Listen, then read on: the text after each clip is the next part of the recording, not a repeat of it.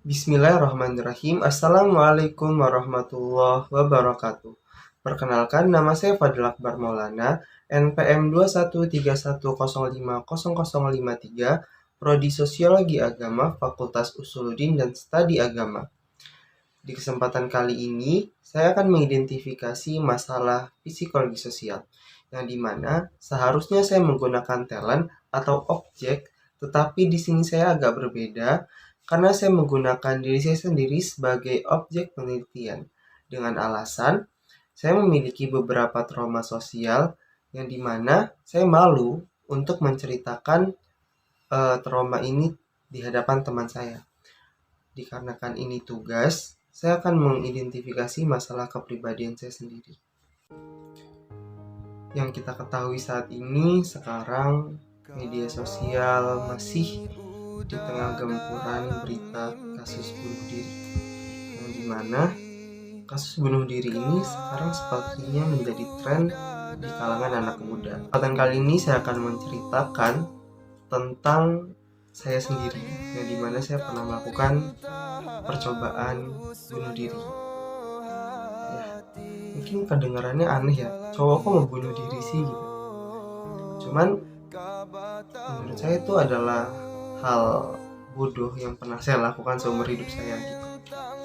Bermula dari 1 SMP, yang dimana kelas 1 SMP adalah hal yang indah, hal yang baru buat perpindahan masa dari sekolah dasar ke sekolah menengah pertama. Tetapi bagi saya itu adalah hal yang terburuk, yang dimana yang saya kira SMP ini adalah tempat saya akan mendapatkan teman baru, mendapatkan wawasan baru, mendapatkan hal-hal yang menurut saya itu adalah seru gitu. Cuman ternyata itu adalah impian semata. Karena apa? Karena disinilah banyak hal yang saya alami di SD, di sekolah dasar, terjadi lagi di SMP, sekolah menengah pertama. Saya adalah siswa yang bisa dibilang siswanya nurut gitu. Dan saya dulu agak kemayu, agak ke perempuan-perempuanan. Karena mungkin karena dulu saya banyak bermain dengan perempuan, jadi banyak yang mengira teman-teman laki-laki saya tuh saya adalah kencong. Dan mereka sangat membenci akan hal itu gitu. Tetapi saya nggak benci mereka gitu, tapi mereka sangat membenci saya dan mereka terus membuli saya hingga titik dimana saya kelas 2 SMP. Saat itu saya masih ingat banget hari Sabtu, dan itu habis sholat zuhur. Karena sehabis sholat zuhur itu kami ada istirahat 1 jam. Di situ kita akan melakukan kegiatan pramuka. Saat itu semua siswa di sekolah saya menggunakan atribut lengkap pramuka, yang dimana ada hasduk, ada baret, ada periwitan, ada sabuk, dan ada tali pramuka yang saat itu talinya bukan menggunakan kapas, tapi menggunakan tambang. Tambangnya bervarian, ada warna kuning, biru, dan hijau. Saat itu setelah sholat zuhur, saya masuk ke kelas seperti biasa. Tapi entah kenapa di saat itu di kelas itu tidak ada teman perempuan saya.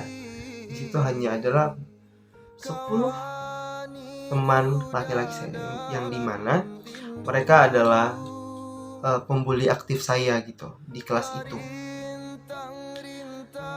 Saat itu saya bersikap biasa aja gitu, karena saya nggak berpikir kalau saya bakalan mendapatkan bullying yang sedemikian rupa gitu. Saat itu saya hanya diolok-olok, kayak ya udahlah gitu, diejekin seperti biasa. Sampai dimana mereka mungkin geram ya, karena saya nggak bereaksi apa-apa hingga saya diseret. Saya diseret ke depan, yang saat itu kelas saya belum ada plafon, jadi masih banyak balok-balok di atas itu. tiba-tiba mereka mengikat tangan saya menggunakan tali pramuka mereka, ikat, dan saya dikerek ke atas. Awalnya saya kira mereka bercanda, tapi ternyata terlihat dari sorot mata mereka sangat dendam, benci, dan kayak saya tuh nggak harus ada di sini, saya nggak boleh hidup di sini gitu. Mereka menkerek terus sampai di mana saya udah jinjit banget, udah begini, dan mereka tertawa terbahak-bahak akan hal itu. Dan itu pergelangan saya udah sakit banget, udah panas, dan saya menangis di situ kan. Saya nangis, saya bilang tolong udah gitu. Tapi nggak berhenti di situ karena saya menangis. Mereka menjadi senang dong. Mereka senang dan mereka terus melakukan itu. Sampai di mana ada beberapa teman saya yang datang. Teman saya ini perempuan. Dia datang terus tuh dia bilang kayak dia marah-marah gitu kan, sambil bilang saya laporin guru nih kalau kamu masih begini gitu. Dengan ancaman itu mereka kayak menurunkan saya gitu, tetapi nggak melepaskan saya sampai di situ aja. Mereka jambak rambut saya, mereka kayak pokoknya abis-abisan deh saya. Setelah selesai saya dilepas karena kita mau pramukaan, dan ternyata saat itu pramuka diliburkan ternyata, dan menjadi jam kosong yang dimana kami tidak dipulangkan, tetapi ada beberapa kelas yang harus pulang dan kami melakukan ekstrakurikuler yang lain gitu. Karena kebetulan saya OSIS, jadi waktu itu saya mengikuti kegiatan OSIS dulu. Dan ada beberapa teman kelas saya yang suka membuli saya adalah OSIS juga di situ. Sampai di mana kami sedang melakukan suatu agenda, dan agenda itu menggunakan benda-benda tajam seperti pisau, cutter, dan gunting.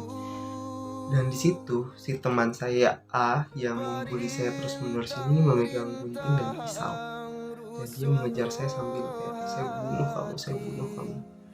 Dan di situ terlihat banget dia kayak dendam dan benci banget sama saya. Saya nggak tahu kenapa, saya nggak ada salah sama dia. Yang jelas dia sangat amat benci dengan saya saat itu. Sampai di mana saya lari dan akhirnya saya nyumpet dari dia, tapi dia bisa nungguin saya karena sekolahan saya nggak terlalu besar, tapi nggak kecil juga. Saya dikejar dan saya ditodong pisau di sini saya, dan di situ saya takut banget. Dan saya bilang ya udah bunuh aja saya gitu, bunuh aja gitu, jangan tanggung-tanggung. Di situ saya bilang begitu bukannya dia takut, dia makin deketin tuh pisau. Saya nggak tahu dia tuh berpikir beneran mau bunuh saya atau hanya bercanda. Cuman yang saya rasakan itu udah ketakutan, udah pasrah, karena badan saya dulu kecil, badan dia besar, jadi dia power dia lebih banyak ketimbang saya gitu. Dia mendekatkan dan akhirnya saya berhasil melempar pisau itu kan, dan dia marah dan dia nyeret saya lagi, dan dia narik rambut saya sampai di mana saya nangis. Saya lari ke pembina OSIS saya, dan pembina OSIS saya cuma bilang sabar ya, saya nggak bisa bantu kamu gitu. Dan mungkin di sini banyak yang berpikir kalau kenapa nggak lapor orang tua, kenapa nggak lapor BK segala macam. Saya udah ngelakuin hal itu, cuman BK bilang itu adalah hal bercanda dan itu hanya main-main saja. Dan buat apa saya ngelapor kalau laporan saya ditolak seperti itu kan. Dan ketika saya lapor ke orang tua, saya tahu jawaban orang tua saya, mereka nggak bakal peduli dengan hal ini gitu. Dan sampai sekarang saya nyimpannya sendiri tanpa orang tua saya ketahui. Sampai di mana saya udah ngerasa capek. Saat itu jam 4 sore yang dimana banyak yang pulang, tinggal pembina OSIS saya dan beberapa teman saya. Dan saya melakukan di sini, dan banyak darah yang keluar. Sampai di mana blackout. Setelah kejadian itu, saya menjadi salah satu murid yang diperhatikan oleh pihak sekolah. Dan di situ saya juga bilang kepada pihak sekolah untuk tidak memberitahukan kejadian ini kepada orang tua saya gitu. karena saya tidak mau kejadian ini bakalan merembet kemana-mana. Dan teman saya pun yang membuli saya saat itu sudah mendapatkan panggilan oleh pihak sekolah dan mendapatkan peringatan, dan mereka bertanda tangan di atas materai untuk tidak melakukan hal yang serupa. Dan di situ saya mungkin merasa mendapatkan keadilan karena pihak sekolah mulai memperhatikan saya. Tetapi efek dari kejadian tersebut, saya menjadi seseorang yang takut untuk bercerita, malu, dan ngerasa terintimidasi ketika di tengah orang ramai. Dan walaupun itu hanya perasaan saya, cuman itu membuat saya sangat terganggu dalam kegiatan aktivitas saya sendiri. Bahkan saya sering menangis ketika saya melakukan hal sesuatu yang menurut saya bakal merugikan orang lain gitu. Seiring berjalannya waktu, saya menerima diri saya sendiri dan saya memaafkan orang-orang yang kemarin menyakiti saya gitu. Dan sekarang saya belajar untuk terus memberanikan diri saya sendiri, menguatkan diri saya sendiri, dan tidak melakukan hal bodoh yang kemarin saya lakukan. Dan di sini sebagai alumni bunuh diri, cuman gak jadi, saya ingin menyampaikan bahwa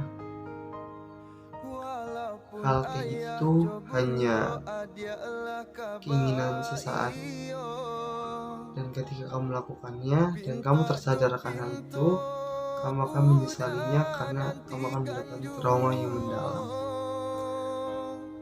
Mungkin cukup sekian yang dapat saya sampaikan. Wabillahi taufiq wal hidayah. Wassalamualaikum warahmatullahi wabarakatuh.